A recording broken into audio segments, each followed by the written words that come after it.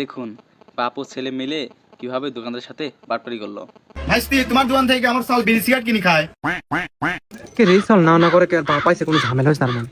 আরে ভাইস্তি কও তাড়াতাড়ি, আমার সাল কি সত্যি বিড়ি সিগারেট কিনে খায়? না চাচা, আপনার ছালের মতন ছালই হয় না। সিগারেট খাওয়া তো দূরে থাক, আমার দোকানের আশেপাশে আসে না।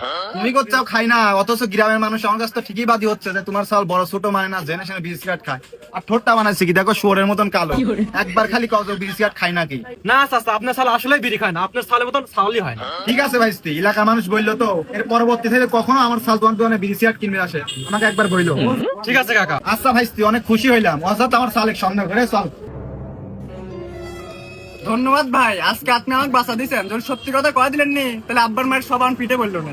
না ভাই, আপনি কথা তাই কই, আপনি হলেন আমার দোকানের রেগুলার কাস্টমার। মাসে 15,000 টাকা সিগারেট খান, আপনি কথা বলে তো আমার দোকানের একটা কাস্টমার হারা যাবে। কি 15,000 টাকার সিগারেট খাইছি আমি? দেখেন তোমার বাকি কয় টাকা। আচ্ছা দেখাচ্ছি। रुको जरा सबर करो। আপনার আগের মাসের 500 ছিল, আর এই মাসের 14,500, মোট 15,000 টাকা। এ ভাই, এটি কোনো কথা কইলেন? আপনার দোকানে আমার এত টাকা বাকি থাকবে কে? আর আমি তো বিড়ি সিগারেটই খাই না, আপনার দোকানে প্রথম আসলাম। কিরে তুই পোল্ট্রি মারিস কে? তোর বাপের হাত তো বাঁচালিম, আর তুই ভাবে কথা করছু।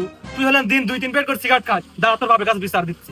হাজলামো করার জায়গা পান না না? আমি তো বিড়ি সিগারেটই খাই না, আর কিসের হাতে টাকা পাবেন? কে রে গেদা, আবার কি হলো? দোকানদারের সাথে ঝগড়া করিস কে? তো দেখেন আরো ফল কথা কয়। কাকা, আপনার সাল রেগুলার 2-3 প্যাকেট করে সিগারেট খায়। আপনি স্যার আপনার সালে গিয়েছিলেন না, আপনার সালে হাত দিয়ে না করলো, সেই জন্য আমি ইত্যাদি তো কইছি যে আপনার সাল বিড়ি সিগারেট খায় না। দেখছো আব্বা, তোমার সামনে কইলা যে আমি বিড়ি সিগারেট খাইনি, এখন আবার করছে কি জান 15,000 টাকা বাকি।